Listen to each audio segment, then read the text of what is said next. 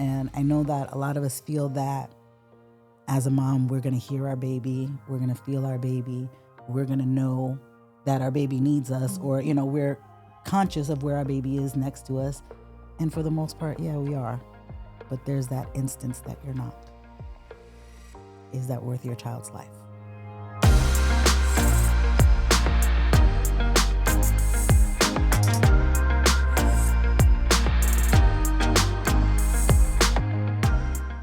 Welcome back to Healthier Me. Today, I'm honored to sit down with a woman whose calling showed up early and never let go.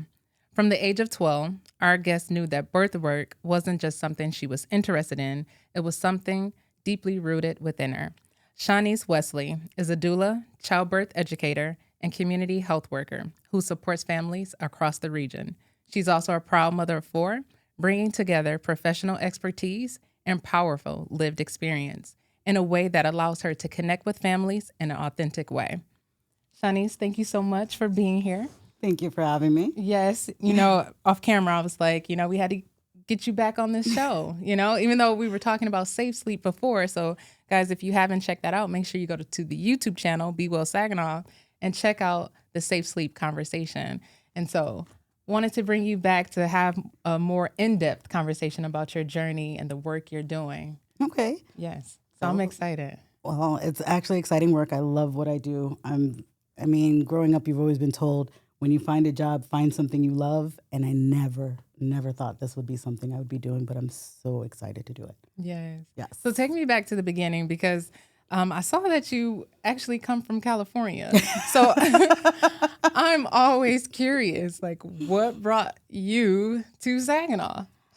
Oh, that was a journey. I started out born and raised in California for 18 years. I've traveled and I've lived in about 5 other different states. So I've lived in Washington State. I've lived in Florida, Louisiana, New York. But my husband got a job offer in Saginaw doing some construction work, all expenses paid. Who can say no to that? You live a year rent-free. You don't have to worry about bills or anything else. We got here, and it was a nice pace for us. It's not too fast. Like I said, I come from New York City, those kind of things. He's a Louisiana Southern boy, so this is kind of a nice medium for us. Couldn't beat the cost of living while we were here. Well, that is pretty awesome. When I saw that, I'm like, oh my God, what brought her here? So what part of California? I'm from the Bay Area, San Jose. Okay. Yeah. Wow. Well, we're happy to have you here, especially doing great work. So Thank you. That's pretty cool. So you shared in your journey with birth work. It began pretty early for you at the age of 12. And I was thinking about that number, and I'm like, my daughter is 12, and we literally, before this podcast, I'm on the phone with her, and she's telling me about her crush. And so I'm like, and here Shaunice is talking about birth work at 12. So how does that work?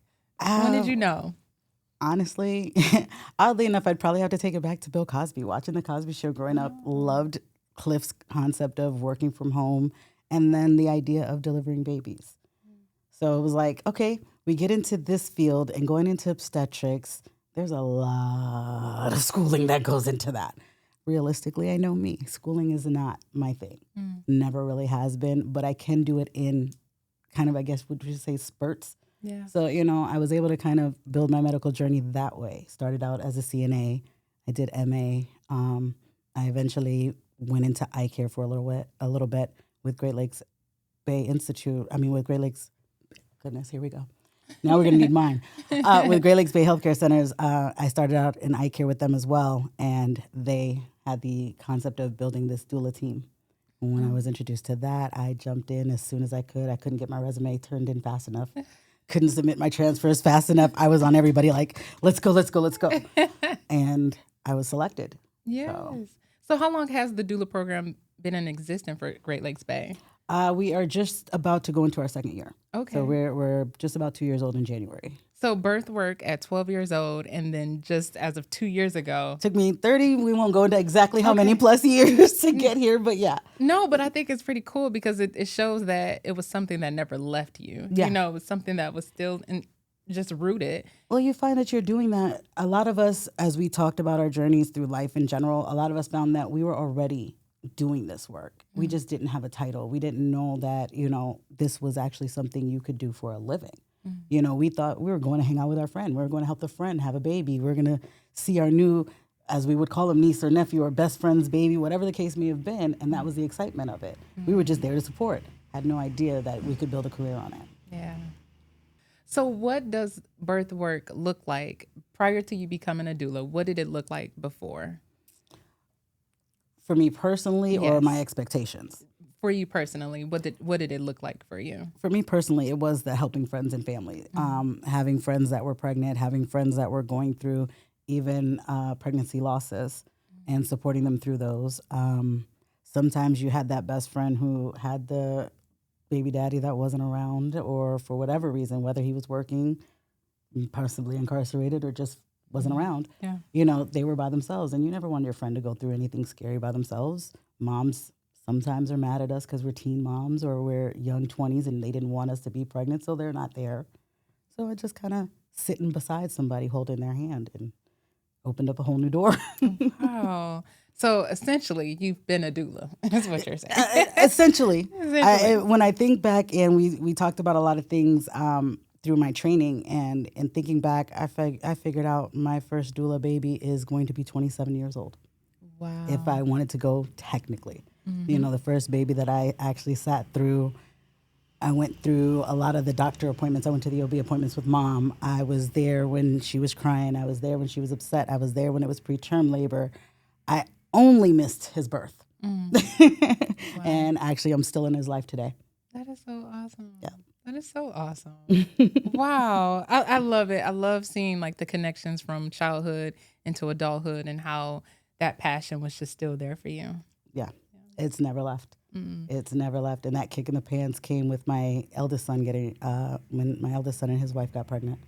And I wanted to be there, but I didn't want to step on her mom's toes. I wanted to not have to make her feel like she had to decide between us. And I started researching how to become a doula. Then it was a cost thing. The cost was just something I couldn't do at the time. We were just in the middle of pandemic. I was still staying at home. I wasn't really working full time at the time. So it was like hard to do. I didn't get to do it for my granddaughter, but if I ever have any more, I don't know that I'm waiting for that, but if I have any more. How many I'll be grandkids there. do you have now? Officially 2. Okay. I have an 8-year-old grandson and a 3-year-old granddaughter. Wow. Wow. So you said during the pandemic, wasn't able to do it, but as of 2 years ago, so it's around 2023. Yeah, I came into the field just after she was born. So she was just a couple of months old when I started. Yeah. Yeah. So talk to me about the different titles, because I was looking at your bio, of course, and I'm like, okay, there's labor doula, postpartum, infant care doula, community health worker, childbirth educator. Can you explain those titles, those roles? So the doula, we have different. I mean, you have labor and delivery. You have prenatal, labor and delivery, postpartum doulas. You actually have end of life doulas as well. So that's one of the reasons why I specify in my titles. Usually, I do call myself a full spectrum doula. I do not deal in end of life, but I do deal in beginning of life. So dealing with our moms prenatally, dealing with labor and delivery, dealing with postpartum. I also assist in loss of pregnancy as well. From there, being that I love working with our younger population, I felt like education was big. And I don't see our younger moms wanting to get into these childbirth ed classes. They're not pushing to learn. It's like, oh, I can just go into the hospital and pop out a baby and life is great. And then they have this baby and they're sitting there and like, what do I do? So hence the concept of, if we can get some of these classes, my goal in being a childbirth educator is to get some of these classes geared for our younger groups. And I say groups because I would like our dads involved too. So moms, dads, and it's something that has an interest to them that they don't feel is, I guess, our old school version of Lamaze and childbirth ed, which kind of seemed like you would see on TV, just kind of swaddling a baby, or, although those are kind of important tasks to learn, I've figured out. But, they don't have I've sat in labor rooms where our moms didn't realize they had to get to 10 centimeters to push this baby out. Wow. And I'm like, what are you learning these 9 months? But I also sit in these OB offices when the information is offered, and they're like, no, I don't need that. My mom had a baby. My sisters had a baby. My friends are having baby. I can do this. I don't need the education. I don't need the class.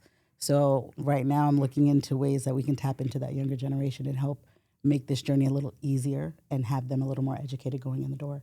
So what does the education look like? Are you hosting classes and workshops? Is it something through Great Lakes Bay, or are you doing this personally? What does it look like? Right now, it is the training and the title. We would like to see that Great Lakes Bay gets to be able to do something like that. I'm not sure if that's necessarily on their forefront. Having that childbirth educator training does help with even just how we talk to our moms, how we explain things to our families, going into our labor and deliveries, going into postpartum. It helps us set some of the expectations, having that background. If Great Lakes Bay decides to do the classes, I'm well on board. Yes, There's quite a few of us definitely. that are trained as childbirth educators on deck. So, I mean, that's something that could possibly happen. It'd be Yeah. nice to see. So I know you said with the younger generation or younger population, they're not as educated or maybe seeking the information. But how do you start that conversation? Is it just a question like, "Hey, have you thought about this?" Or it's going to go to 10 centimeters. Like how does that come about? How do you educate them? A lot of it starts with our first meeting and introduction with our clients is giving them a synopsis of what a doula is, because it's a buzzword nobody's really heard of, or they've heard the word but don't know what it means. So in explaining that, we start to talk about the different ways that we help, and we start talking about the usual key to getting everybody to pay attention is when we start talking about pain management. We start talking about, oh, I don't want an epidural, I want an epidural, or, I don't want to feel pain, I want to feel pain.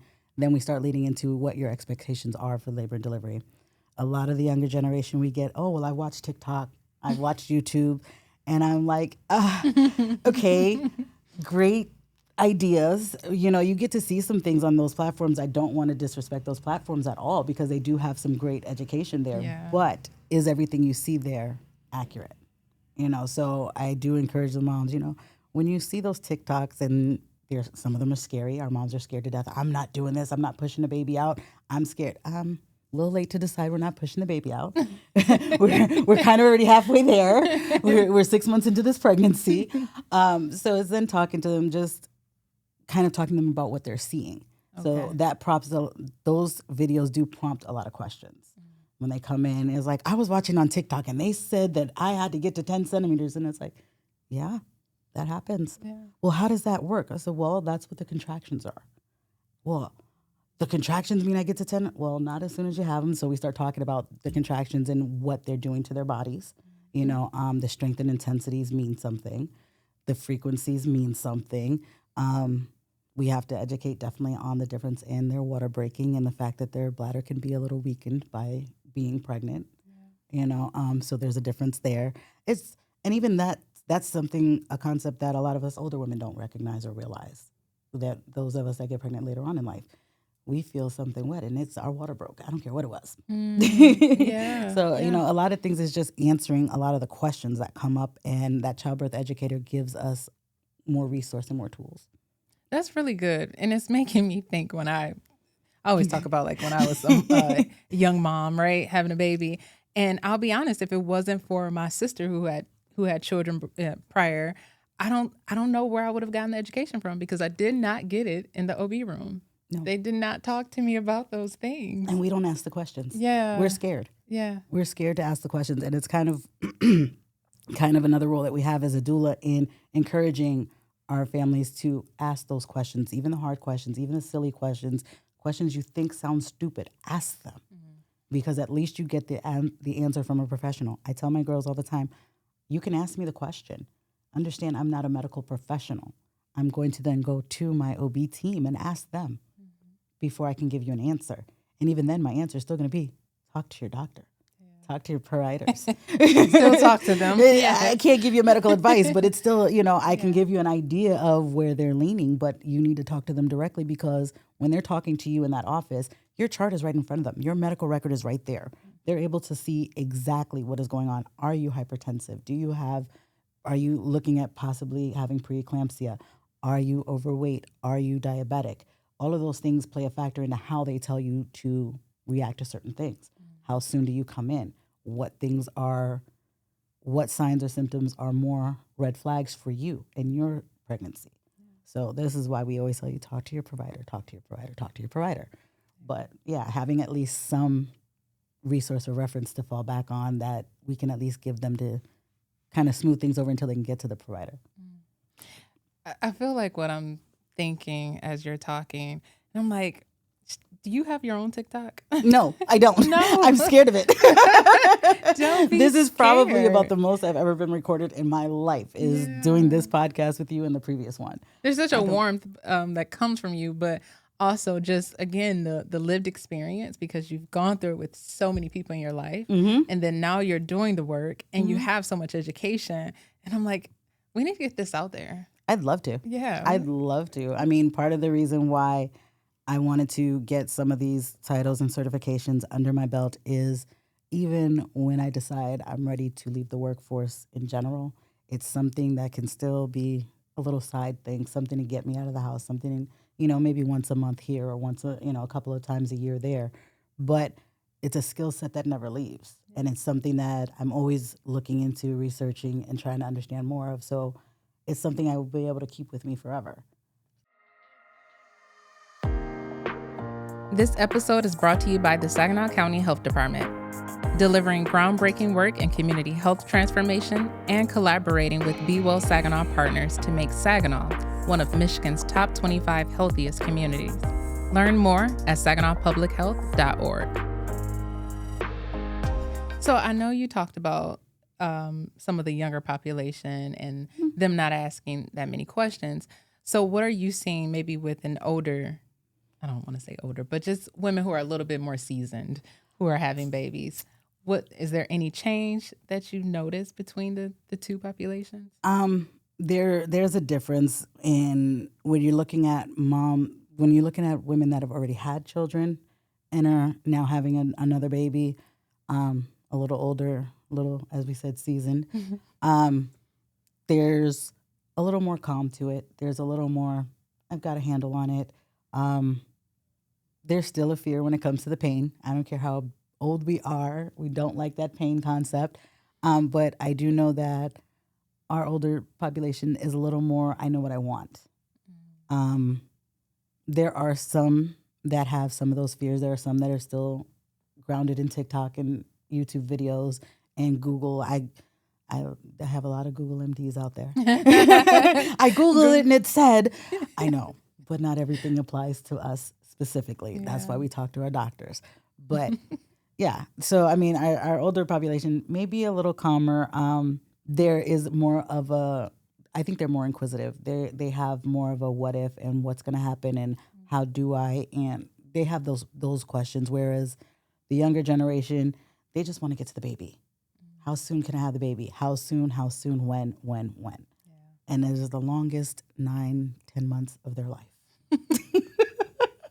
Because I swear, I don't know, I swear they find out like as soon as that child is conceived. I mean, the moment that sperm meets egg, they know they're pregnant and it drags for them. Oh my God. Usually by about 26 to 32 weeks, we get that, I'm over this. I'm serving eviction papers now. Take this baby, get it out of me. I'm done. And it's like, but we got to get to 40. Yeah. No, now. Like, no, I always don't rush the baby. Like, don't we try to tell them when they want to come out. But I mean, the other side to that is remembering what they're feeling, and trying to talk them through it. It's uncomfortable. They're, depending on their size, pre-pregnant, they were tiny and now they're huge carrying this baby around. Yeah. They can't sleep the way they want to. They can't. How hard was it to tie your shoes when you were pregnant? You remember what your feet, you couldn't even see your feet half the time. So it's like, I get where they're at, especially those that give birth in the summer, miserable. Yeah. I get where they're at. I get they're over it. And we do. We just want to get 39, 40 weeks. Yeah. I like 40. Doctors may say 39, but I like 40. The longer, the better. I just, but you brought up something as you were talking, once they have the baby and then it's like, now what? Mm-hmm. Because that is tough. Mm-hmm. And there was a woman who reached out to me, a mother, and she was discussing how, she don't have the resources. And it's challenging because as a doula, from our previous conversation, you guys work with kind of a lower income population, right? And so women who may be married and maybe they're not making a ton of money, but because they're married and they have these certain factors, they can't access this type of support. And so it becomes challenging. It is very challenging. I mean, some of the people you sit back and look at as probably so successful and life is so easy for them, you really have to wonder what goes on behind the scenes. There are a lot of people that meet that same point where we have money coming in, we're still living paycheck to paycheck, if that, but the government says I make too much money. They're not going to help me. Those are the hardest resources to find. It used to kind of feel like if you could help yourself, the government would help you. Not even when you're able to help yourself, because those people are like, $100 short of that electric bill, but they've put up everything they have. They've gotten loans, they've gotten payday advances, they've, dug every surface, and then they turn around and they go to DHS or some of these agencies and they're told, oh, sorry, you make too much. And it's like, I wish my stomach felt that. I wish my refrigerator showed that, but no, I don't make enough. The cost of living is ridiculous now. It's absurd. I think one of the reasons being a community health worker was near and dear to my heart is I've struggled through that. I've struggled through not having, I've struggled through being on the borderline and needing, but they don't see my need. So it is hard. And for us to be able to reach, even if it's just to support them and let them know that they're not alone in it, and to help them point them in different directions they may not have thought of, those doors still might get slammed in their face, but they don't feel so alone.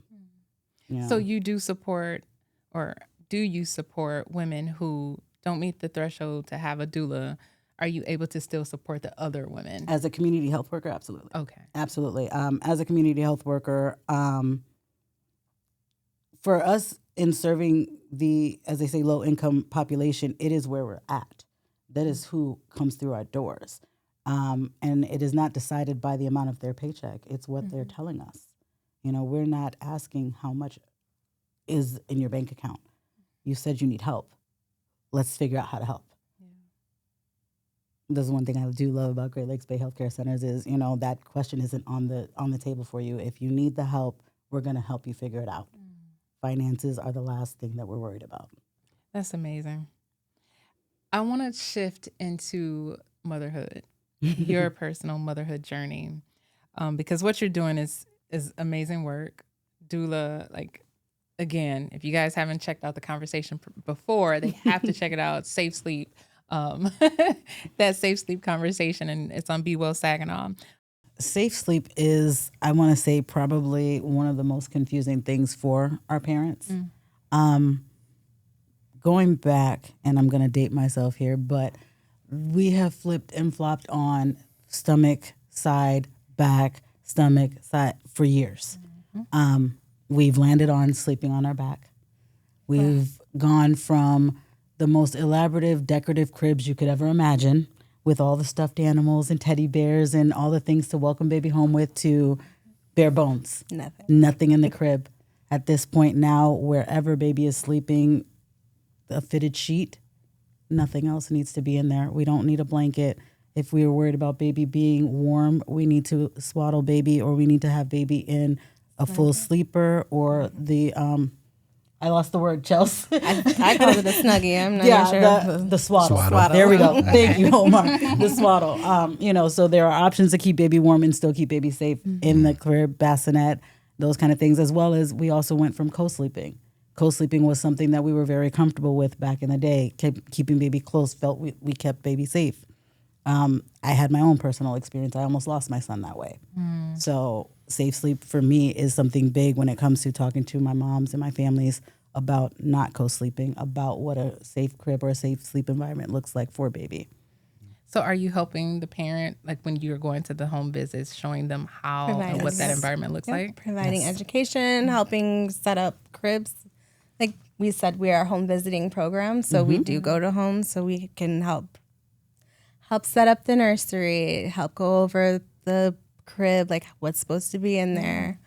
We're here to help educate and not judge. So I just want to put that some cultures are sleeping with their babies. Yeah. I want you to, if that's what you're going to do, find the safest way to do it. Do you know what I mean? I'm not here to judge you, but I want you to be the safest that you can.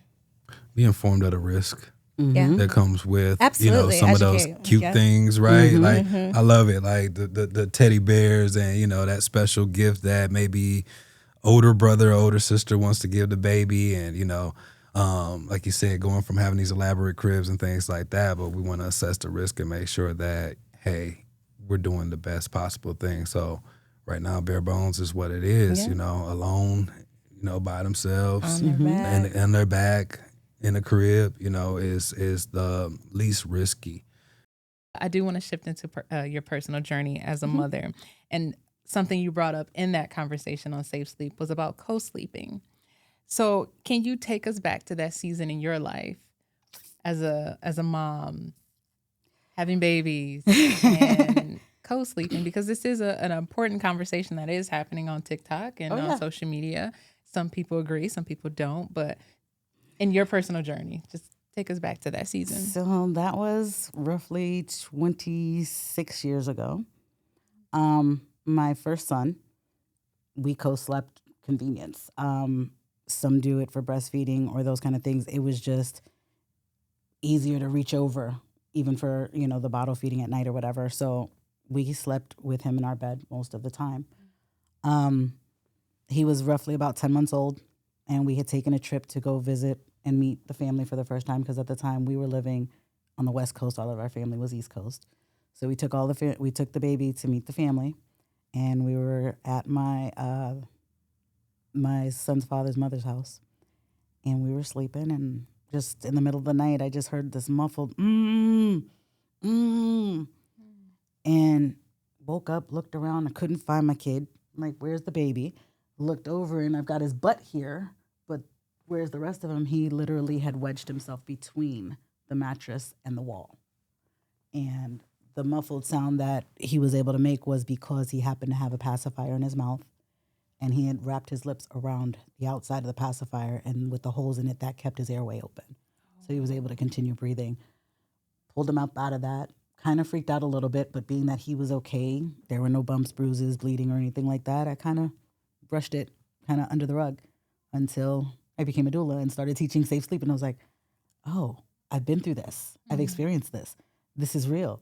I almost lost my kid.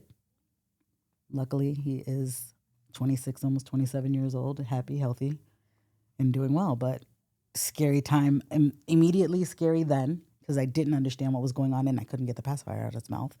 But grateful in a sense that that pacifier was there and that something woke me up. It didn't seem to have bothered his father, who was on the other side of him. He didn't hear it, but it was enough to wake me up. And I know that a lot of us feel that as a mom, we're going to hear our baby, we're going to feel our baby, we're going to know that our baby needs us, or, we're conscious of where our baby is next to us. And for the most part, yeah, we are. But there's that instance that you're not. Is that worth your child's life? Is that worth having to bury your baby? As much as I was part of that generation that had the baby sleeping on their stomachs. It's very hard for me even now to teach to sleep on the back because I was always taught to sleep on their stomachs. But realizing with my granddaughter, we had that debate in the house. And it came down to, is it worth finding out I was wrong? So we came up with the idea that if she's asleep and we put her on her stomach, it's while we're awake, maybe for a nap, but we're sitting there with her. To then, if she is alone, if she's asleep, if we're going to sleep for the night, if we're going to be doing dishes while she takes the nap, she's on her back. If she's alone, she's on her back. That was our thing. But even, like I said, when I go back through the memories of things that I went through, it was like, yeah, no, let's just keep her on her back. Yeah. Let's just stay with the back. Yeah. So, I mean, it comes from, a lot of it is what we're taught. A lot of it is what we've seen. A lot of our moms, our grandmothers, our aunts have slept with their babies. Never thought anything was wrong with it. You've heard occasionally of SIDS happening, or you've heard occasionally somebody's accidentally rolled over on their baby. But the thought is always, it's not going to happen to me.